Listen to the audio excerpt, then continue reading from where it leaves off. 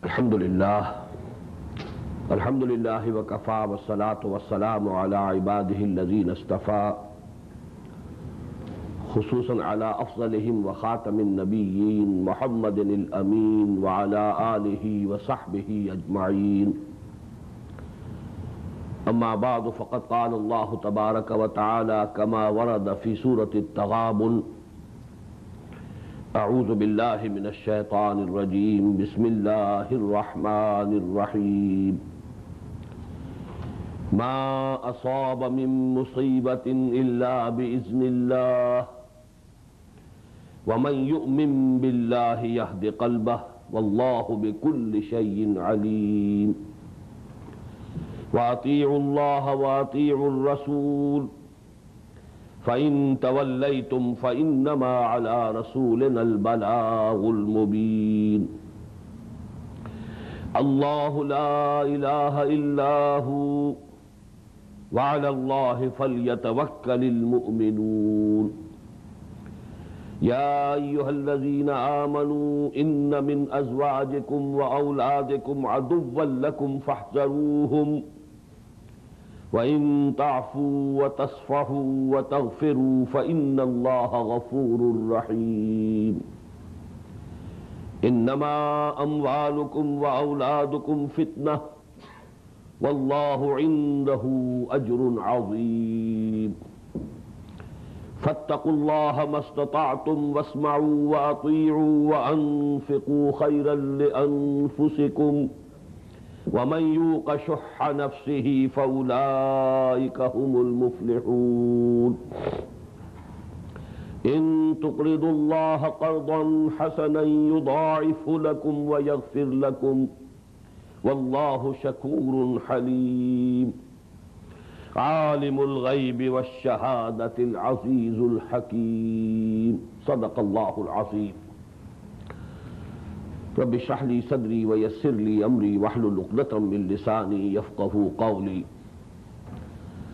अल्लाहुम्मा रब्बना अल्हिमना रुश्दना व अइज़्ना मिन शुरूरि अनफुसिना। अल्लाहुम्मा अरिनल हक़्क़ हक़्क़न वरज़ुक़ना इत्तिबाअह व अरिनल बातिला बातिलन वरज़ुक़ना इज्तिनाबह। अल्लाहुम्मा नव्विर क़ुलूबना बिल ईमान वश्रह सुदूरना लिल इस्लाम व वफ़्फ़िक़ना लिमा तुहिब्बु व तर्दा व तक़ब्बल मिन्ना फ़इन्नका ख़ैरुल मुतक़ब्बिलीन। आमीन या रब्बल आलमीन। Dear brothers and sisters and sons and daughters in Islam, Assalamu alaikum wa rahmatullahi wa barakatuh. I have just recited to you the 8 ayat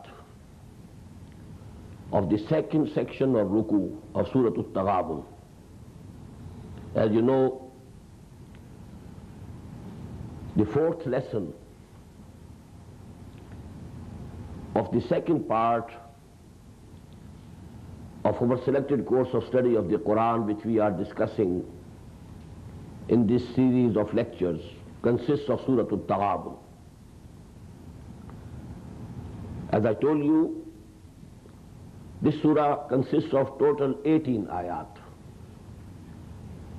The first section comprises of 10 ayat,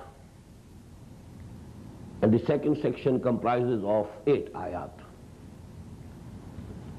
In both these sections we find a subdivision into 2.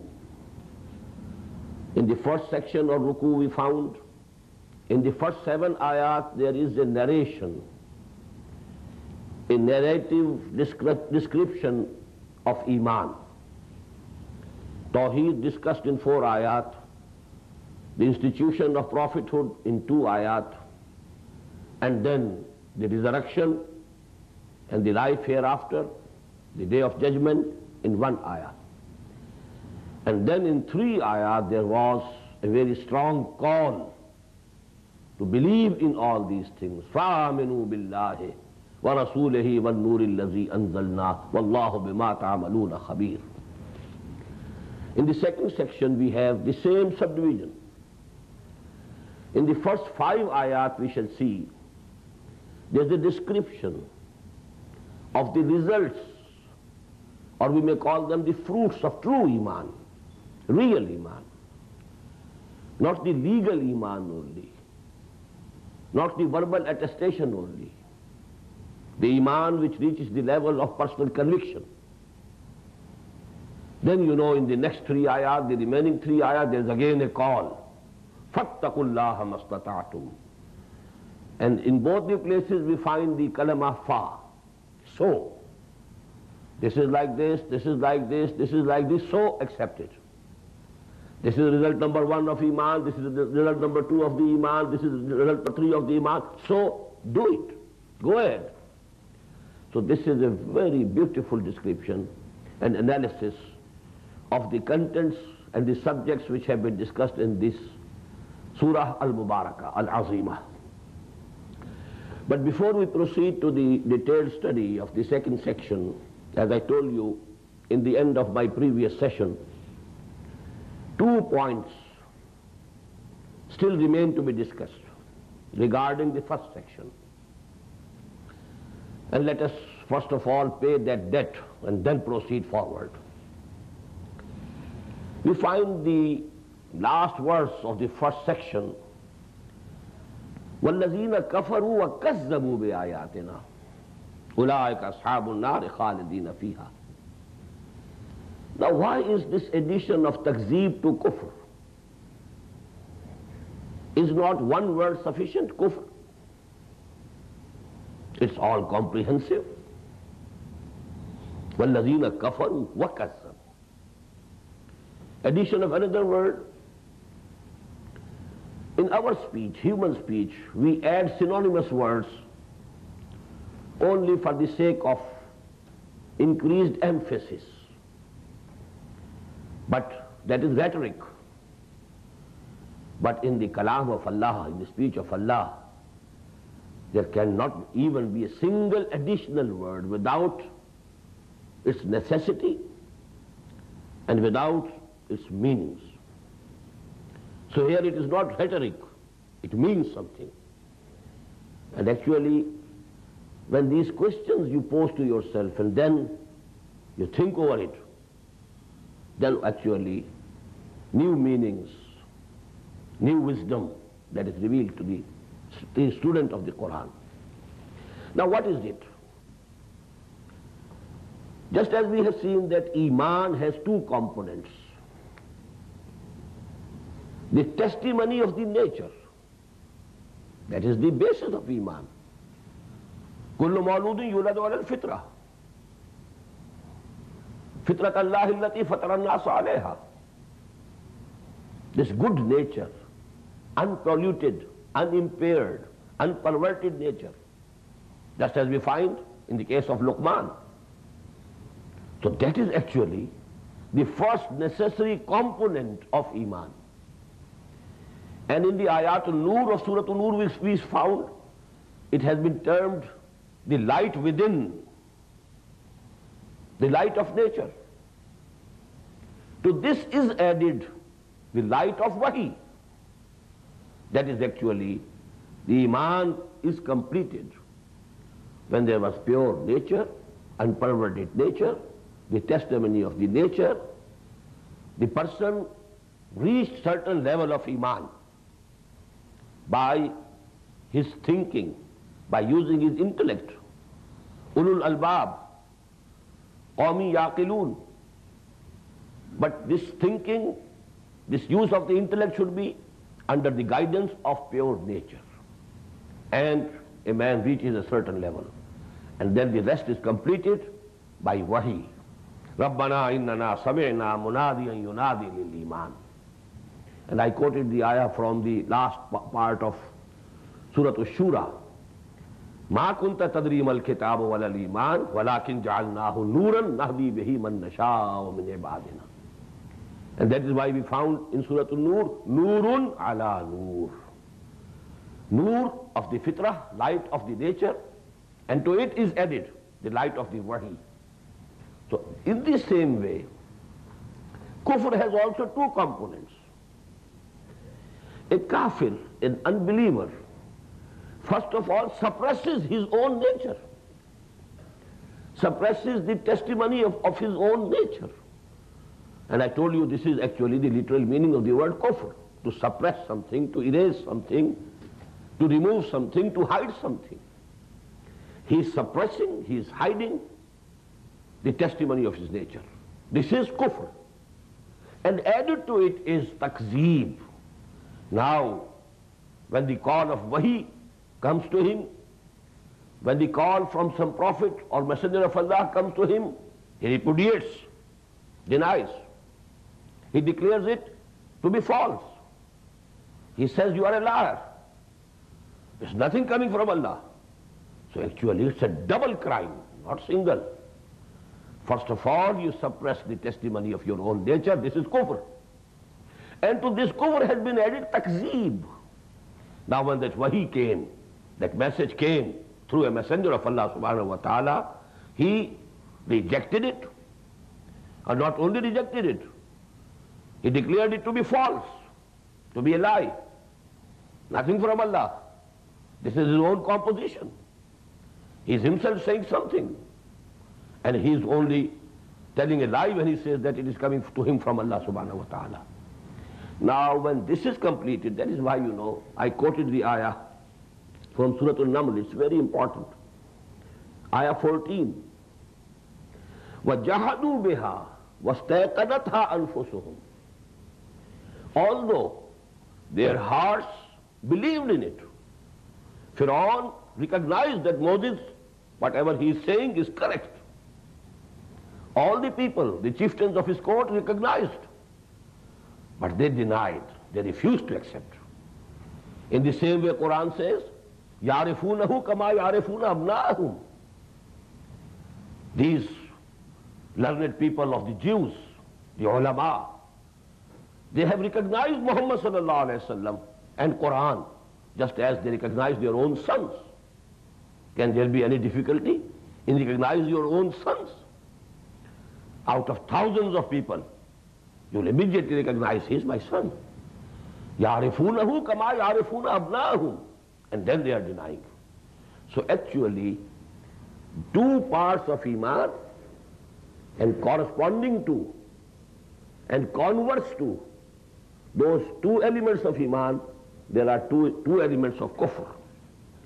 And that is why when a person does it, when he first of all suppresses the testimony of his nature, that's why we find, you know, in the 16th section of Surah Al-Baqarah, the last section of part 1 of the Quran, وَمَنْ أَظْلَمُ مِمَّنْ كَتَمَ شَهَادَةً عِنْدَهُ مِنَ اللَّهِ. Who is more evildoer, more cruel, more unjust than a person who hides a testimony which is with him from Allah subhanahu wa ta'ala. This testimony is there with us in our nature. Then the testimony was with the people of the book, because there were prophecies in Torah and Injil about the advent of Muhammad sallallahu alayhi wa sallam.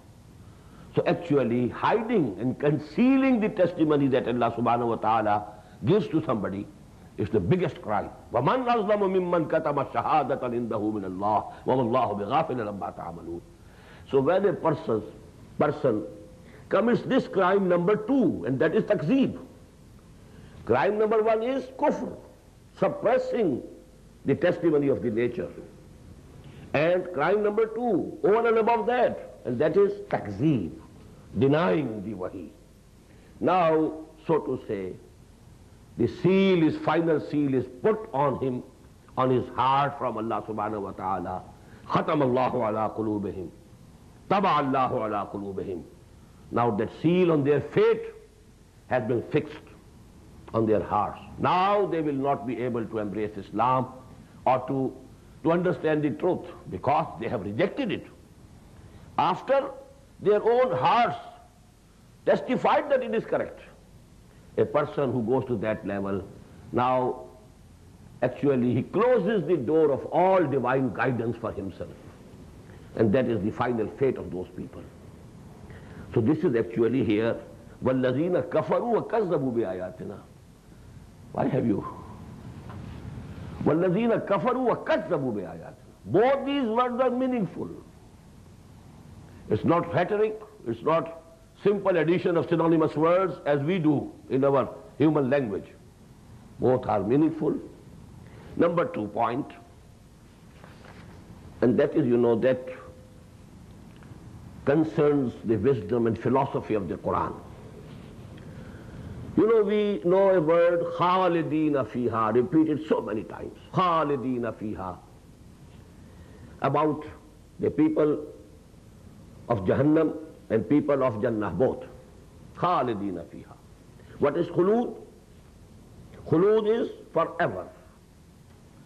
But because, as I told you, our imagination is also limited.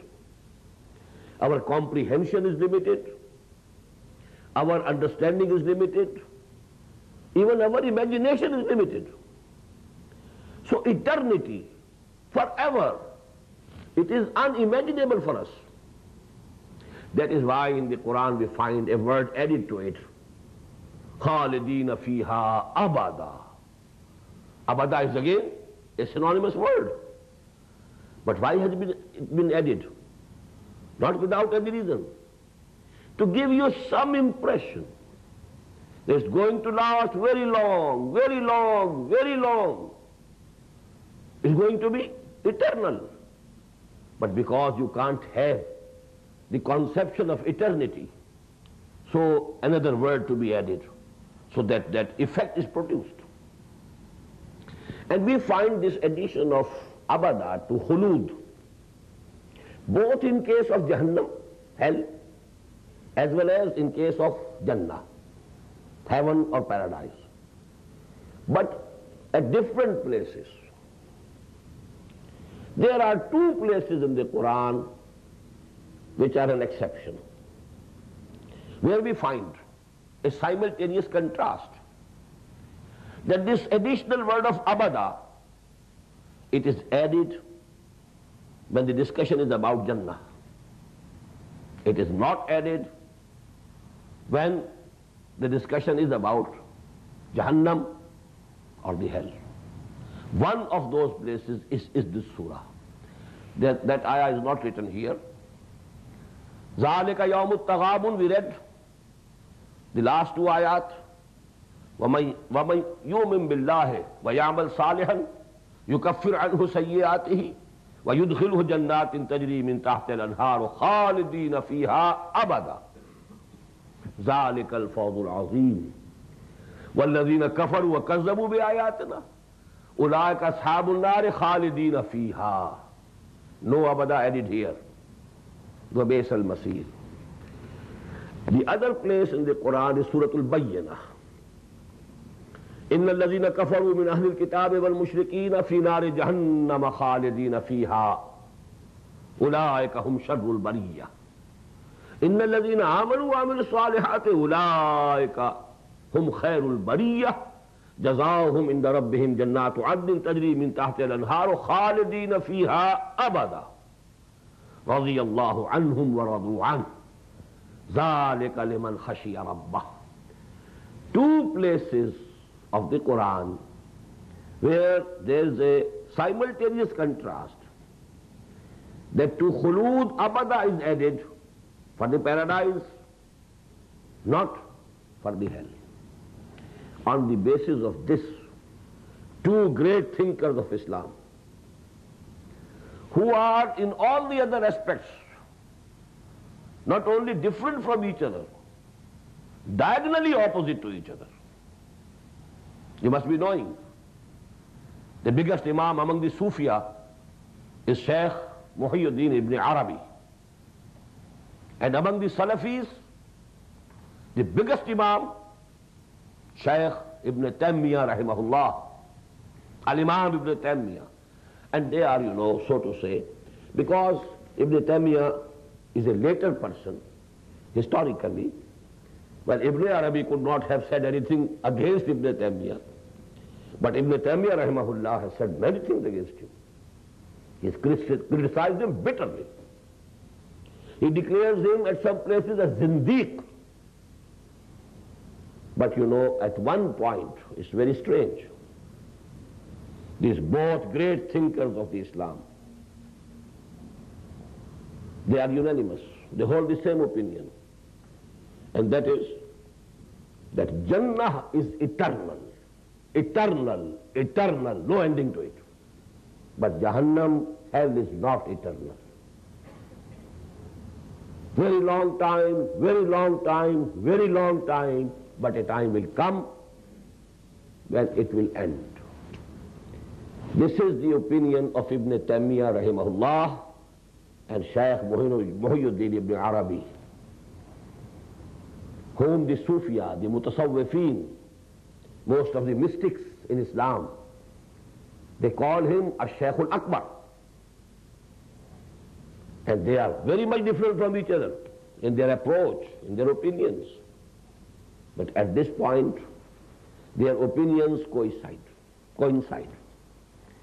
But please notice, it is against the consensus and the official dogma, aqidah of Ahlul Sunnah wal Jama'ah.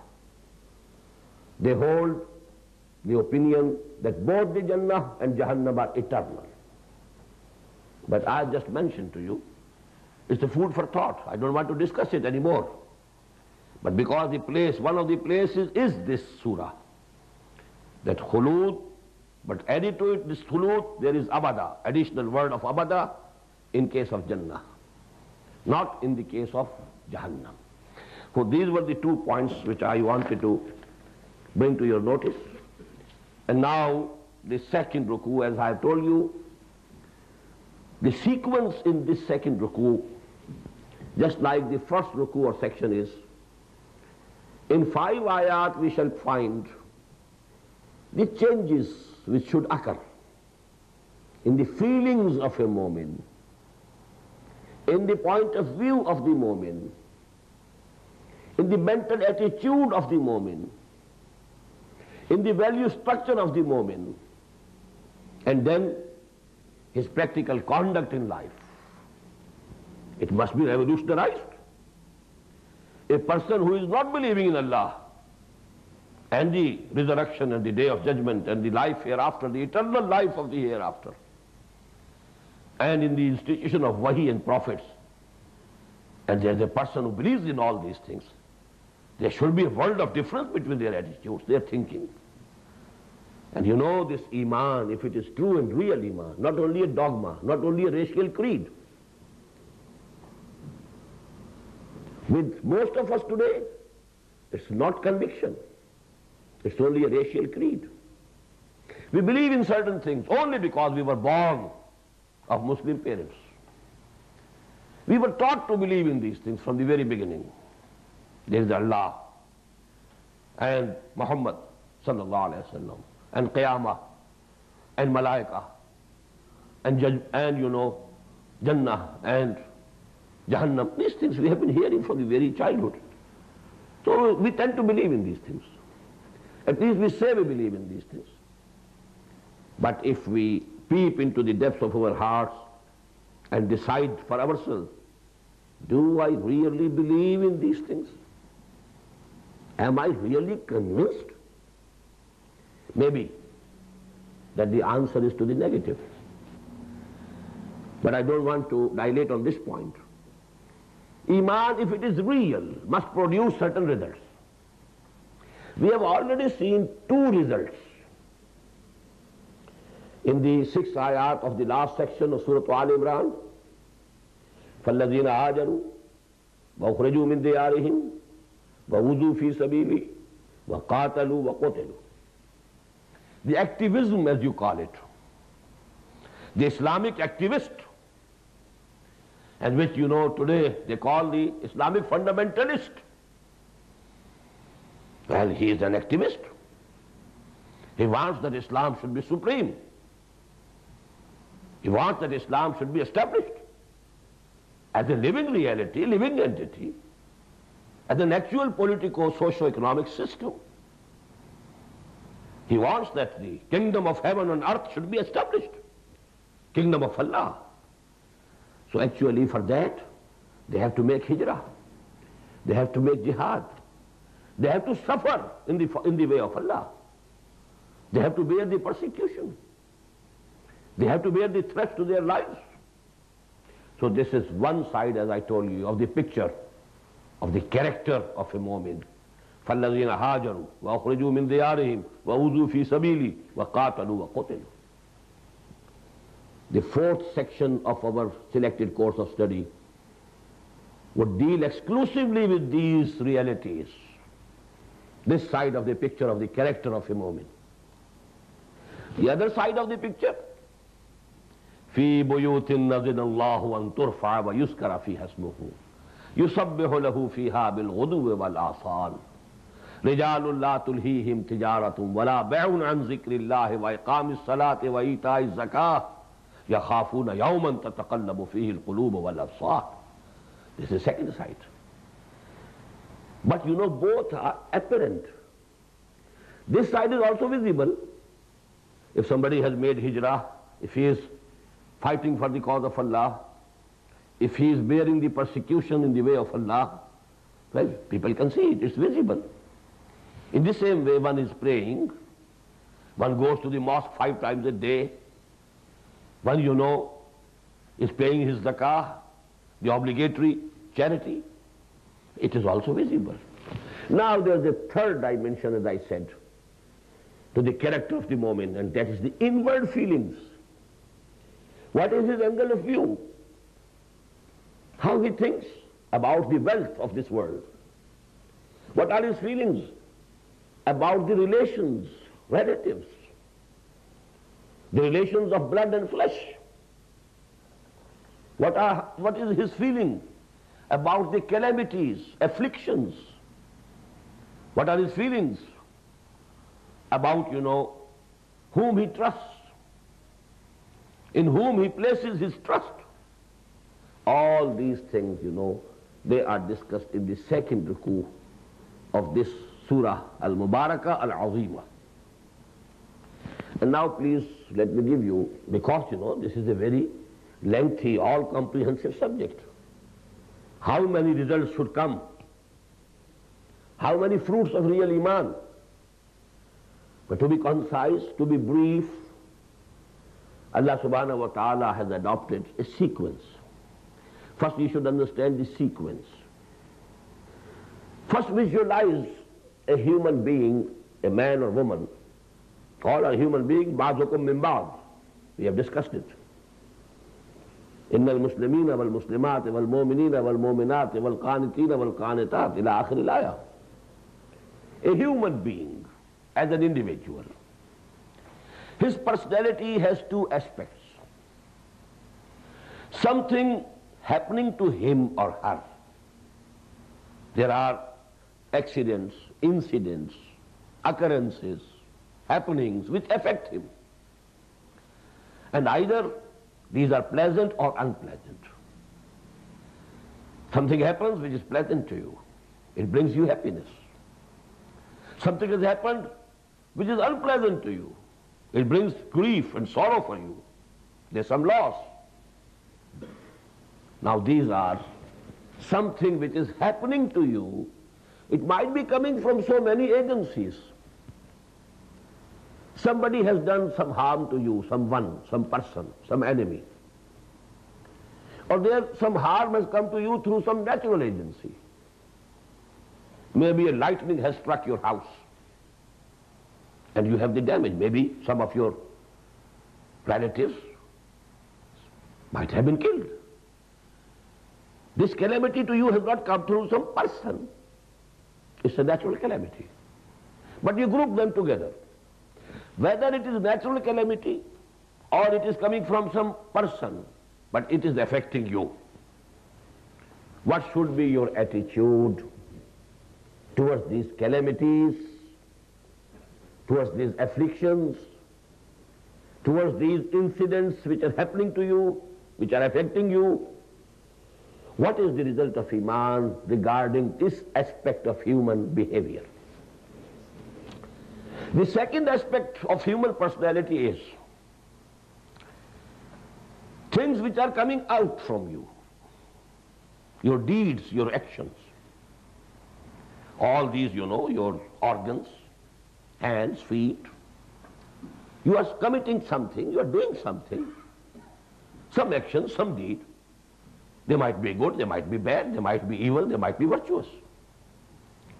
What should be the result of Iman on this second aspect of human personality? This would be the first step. Then now we know we are not living in any vacuum. We live in a society and world of matter. Two things are there with which we are inevitably, perforce, connected. There are relations of blood and flesh. We have parents, we have offsprings, we have spouses, husband for the wife, wife for the husband. Then we have relatives, brothers, sisters. Then you know the tribe, the clan, then the whole nation. And then maybe, if the mental horizon of a person, you know, if it widens, the whole humanity. You are connected to it. You are not isolated.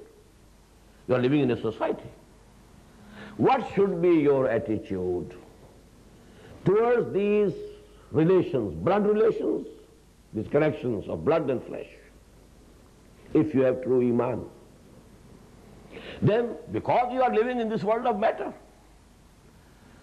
you need something. You need a house to live, some roof, some place to live in. You need something to eat, to sustain yourself. Preservation of the self, preservation of the species. All these things, they are the natural instincts.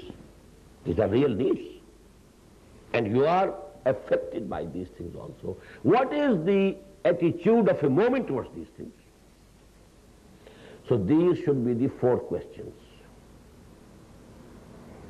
What is the attitude, mental attitude, feeling of a moment to things which are occurring to him, affecting him, happening to him?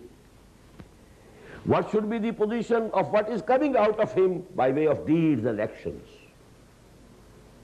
What should be his point of view, his angle of view, his feeling about the relations of blood and flesh?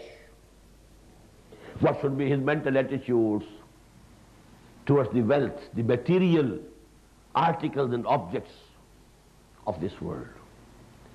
But you know, the second which I listed has two parts, and we shall discuss it later. So in a very beautiful way, in the 5 ayat, these 5 results of Iman have been discussed. Most important, profound part of the Quran from this point of view. I am using these words, most profound. Actually, every word, every kalima of this Kalamullah is profound, fathomless. Its depth cannot be measured. It's the Kalam of Allah. His person is absolute, limitless. His wisdom is absolute, limitless. His Kalam is absolute, limitless. But you know, different parts, different ayat, different surahs are most profound, most comprehensive regarding different subjects, different topics. As I told you, regarding the conditions of salvation, Surah Al-Asr is the most profound surah of the Quran. Among the smaller surahs, as regards the subject of Tawheed, especially Tawheed of person of Allah, Tawheed fi Zat, Surah Al-Ikhlas is the most profound surah. That is why the Prophet said it's equal to 1/3 of the whole Quran. As regards the philosophy of Quran, Surah Al-Fatiha is the most profound surah of the Quran. That is why it is called Quran. Quran, Asasul Quran, Al-Kafiyah. So actually, different surahs, different ayat are most profound, most important, but from different points of view, different subjects, different topics. So this topic, the inward feelings of a mu'min, and actually, it's the inward feeling of a person besides his attitude. What's your feeling within your person? Your attitude practically would be based on that feeling. So this is which I called yesterday the third dimension of the personality of a mu'min. This is actually, this has been given in these 5 ayat, and then in the rest of the 3 ayat there's a call. Adopt this attitude. Now if you are real mu'min, see, assess yourself. If you have this attitude, this feeling, this thinking, this angle of view, then thank Allah subhanahu wa ta'ala that you have the real iman. As I told you in the end of the last lecture, that it gives us a measure with which we can measure our own iman. I can't measure your iman. You can't measure mine. But if we peep into our hearts, this is the measure of iman. On the basis of these criteria, one can assess himself whether he has real iman or not. If he has it, what's the depth of it? What's the intensity of that iman? Now we start with each ayah. Ma asaba min musibatin illa biiznillah. Wa man yu'min billahi yahdi qalbah. Wallahu bi kulli shay'in alim. Most of the translators have used the word affliction or calamity. No calamity can befall you, no affliction can come to you without the permission of Allah, without the leave of Allah. And whosoever has real iman, Allah guides his heart.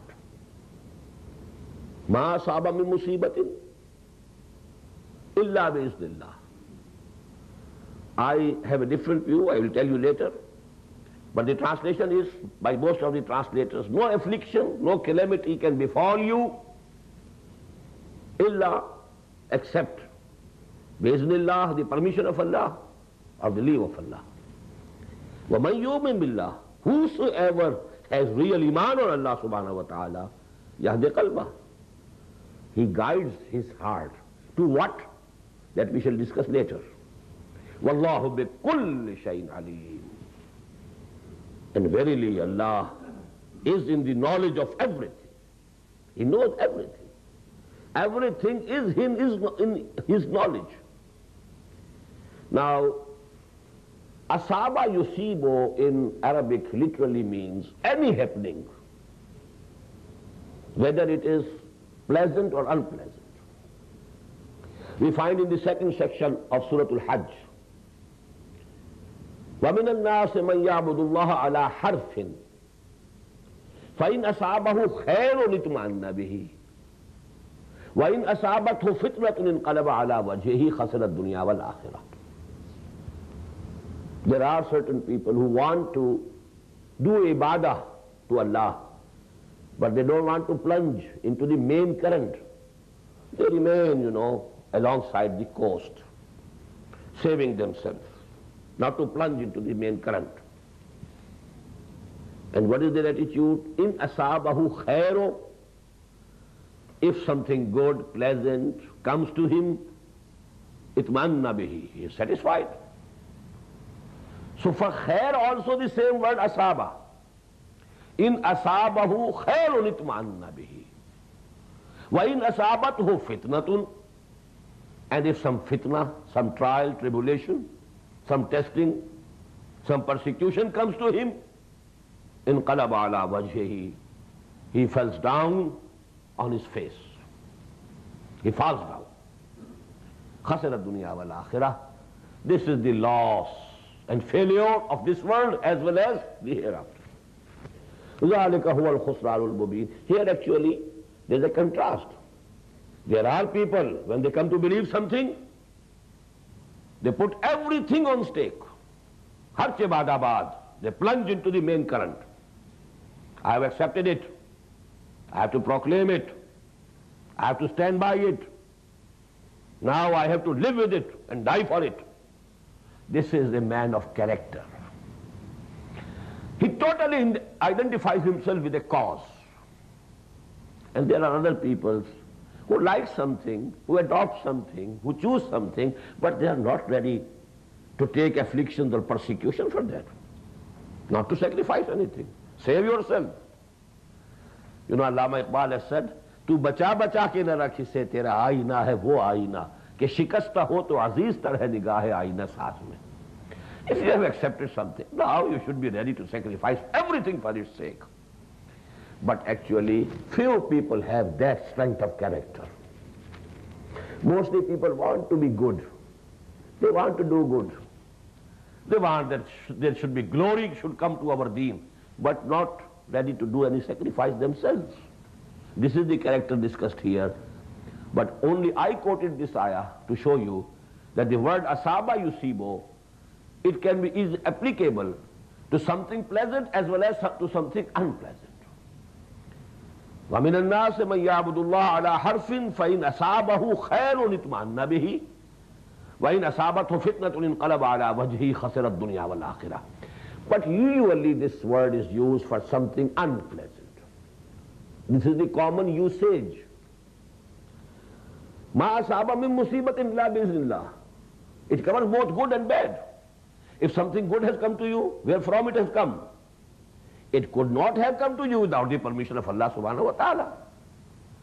And if something unpleasant has come to you, some calamity has befell you, as I told you, either it is through the natural agency, some natural phenomenon, some lightning has struck, or there is some, earthquake, your house, collapsed. It is the natural calamity. Or someone else has done something wrong to you, harm to you. Someone has come and set your house on fire. Whether it is coming through human agency or whether it is coming from or through the natural phenomena, nothing can happen without the permission of Allah. This is the article of faith.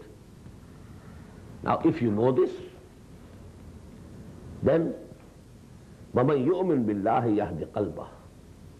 What should be the reaction of a mu'min? If it is coming to me with the permission of my Lord, I accept it. Acceptance. No complaint. Complaining against your Lord, it couldn't have come to you without the permission of your Lord, your sustainer, your creator. Why complain? You have to accept it. And Allama Muhammad Asad has given here, then what's the meaning of that? Yahdi qalbah, to surrender himself, but he quotes Imam Razi, to surrender himself completely to the will and pleasure of Allah subhanahu wa ta'ala. Well, Allah, I accept what you have decided for me. No complaint. It's from you, I take it. If it's good, thank him. Show your gratitude to him. If something unpleasant, two things must be, they are necessary for a moment. Number one, have patience and forbearance. And number two, you must think, although presently it is unpleasant to me, but there must be some good for me in it in the long run. Because I am short-sighted, I don't know. Maybe something Allah subhanahu wa ta'ala, He has ordained something good for me. But immediately it is unpleasant. A doctor is giving a short injection to a child. Well, what does he think? Well, he is very cruel to me. He's giving me pain. But why is he doing it to you? For curing your ailment, for your treatment. A surgeon is cutting off your whole arm or the lower extremity. The person might think he's very cruel. He deprived me of my arm or leg. But he did it to save your life.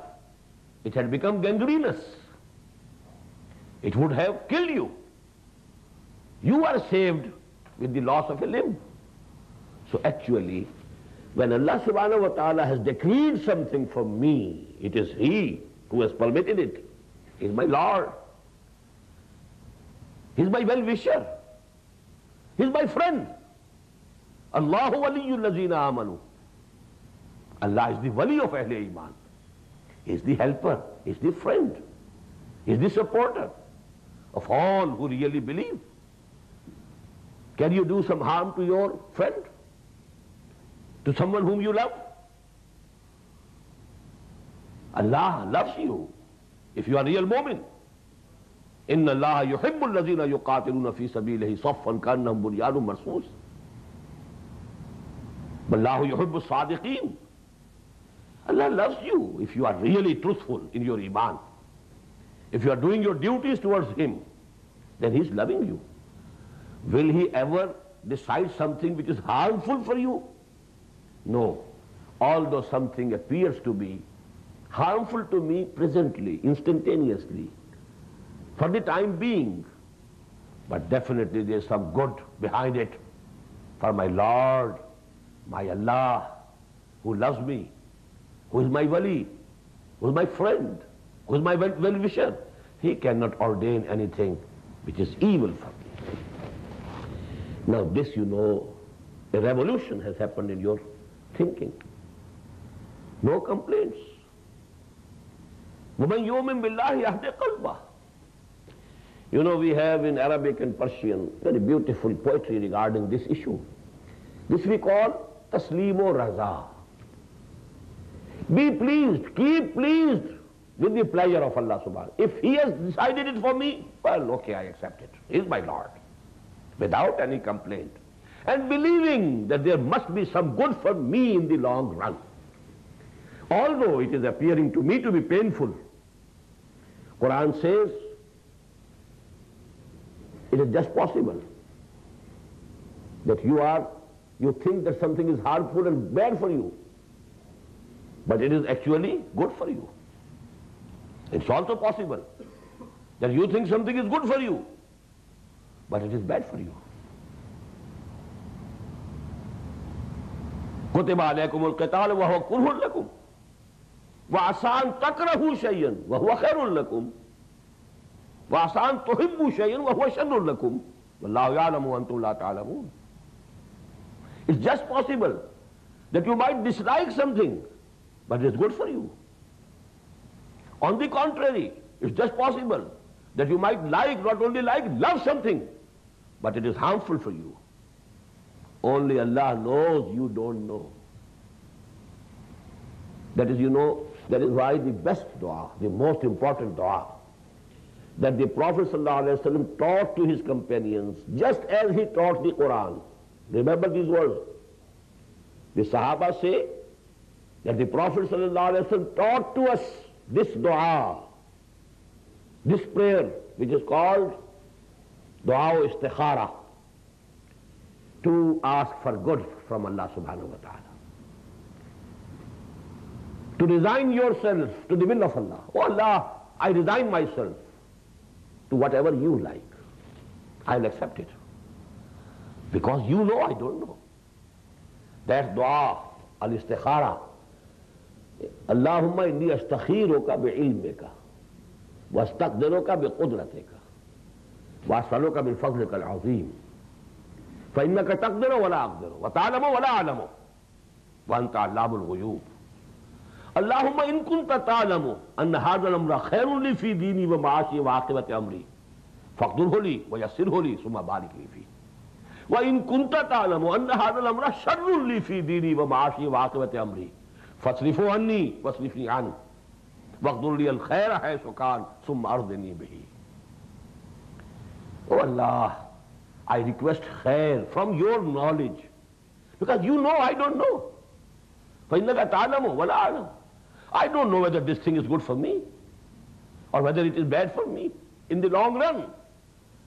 So Allah, I am confronted with a problem. If you know it that it is good for me, then decide it in my favor. Make it easy for me to get it. Then bless me in that thing.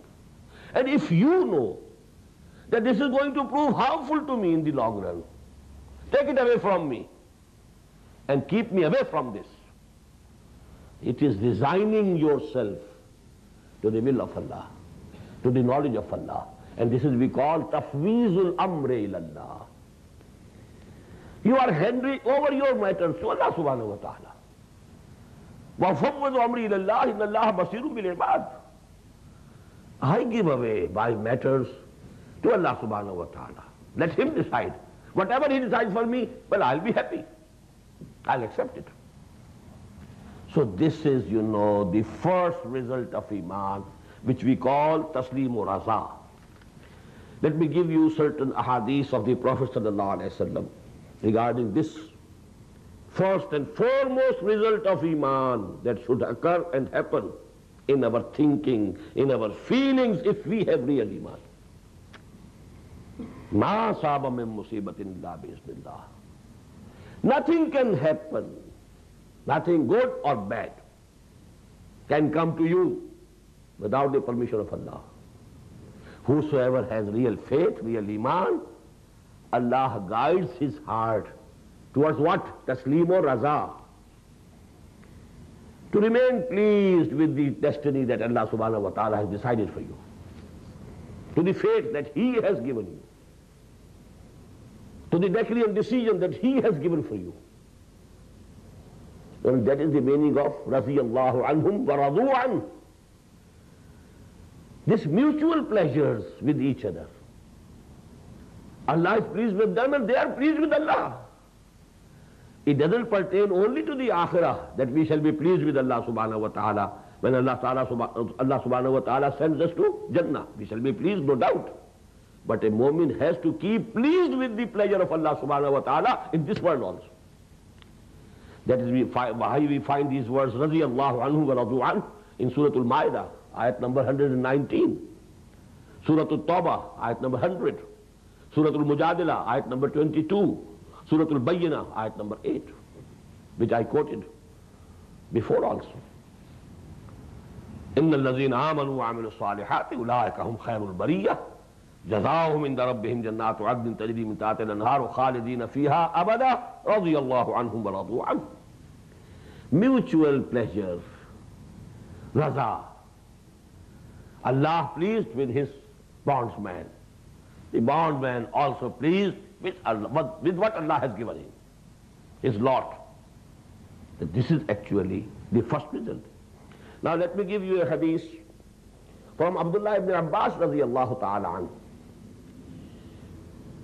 And that is included in the Jami of Imam Tirmidhi rahmatullahi alayhi. The Prophet said to Abdullah ibn Abbas radiyallahu ta'ala anhu, "I'lam, you must know, أن الأمة لو اجتمعت على أن ينفعوك بشيء لم ينفعوك إلا بشيء قد كتب الله لك." If all the people, they join hands to do something good for you, they will not be able to do it unless Allah decrees. On the other hand, وَإِنِ اجْتَمَعُوا عَلَىٰ أَن يَضُرُّوكَ بِشَيْءٍ لَمْ يَضُرُّوكَ إِلَّا بِشَيْءٍ قَدْ كَتَبَ اللَّهُ عَلَيْكَ. If they join together to do any harm to you, all the people, they won't be able to bring any harm to you unless Allah subhanahu wa ta'ala permits it.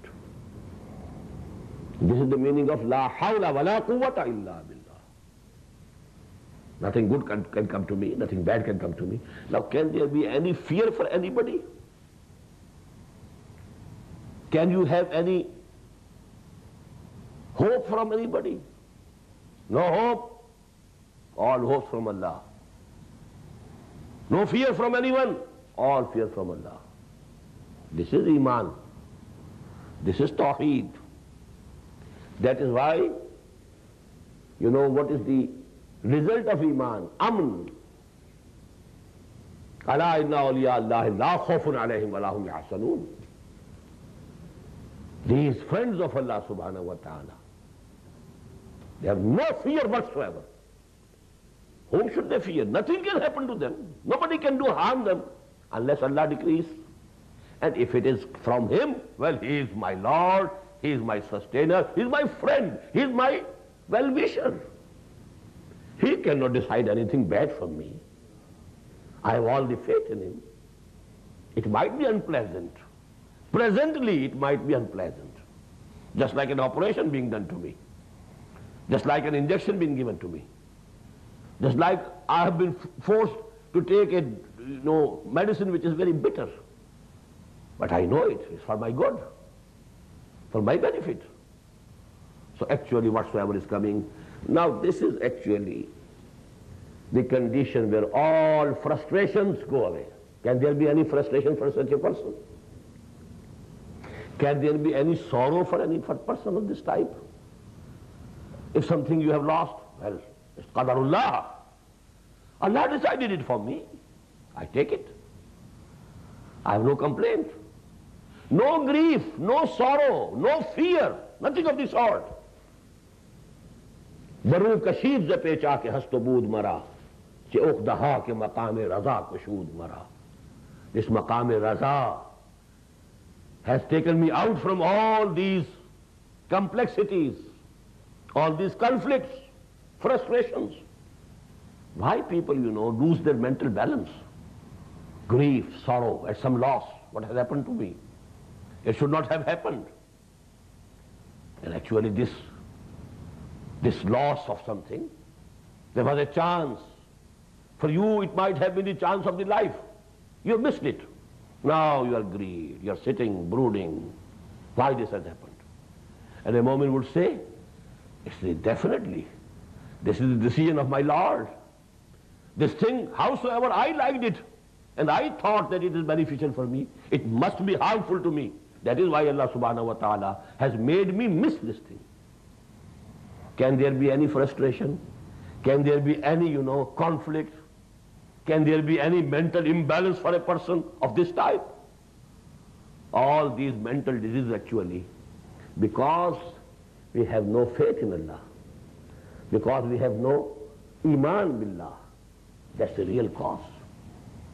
We believe and we have faith in matter, in all these material, cause and effect system that is happening before us. Let me give you another hadith. It is from Abi Hurairah radiyallahu ta'ala anhu. And this is present in the Sahih of Imam Muslim. He says, وَإِنْ أَصَابَكَ شَيْءٌ فَلَا تَقُلْ لَوْ أَنِّي فَعَلْتُ كَانَ كَذَا وَكَذَا. O Abu Hurairah, if something happens to you, never say that had I done like that or that, it would not have happened to me. Never say this. إن أصابك شيء فلا تقل لو أني فعلت كان كذا وكذا ولكن قل قدر الله. You must say, this is the decision of my Lord. Allah has decided it for me. وما شاء فعل. He did decided whatever he liked. But I have resigned my choice, my free will to the pleasure of Allah subhanahu wa ta'ala. I have accepted him as my Lord. Whatsoever is coming from me,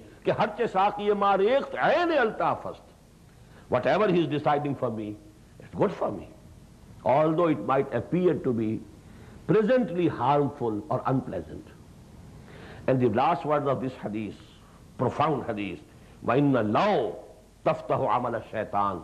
This kalama law, had I done this, it would not have happened. Actually, this is the beginning of the action of shaitan. It's shaitan which is persuading you to say like this. Had I done this, I would not have lost this opportunity.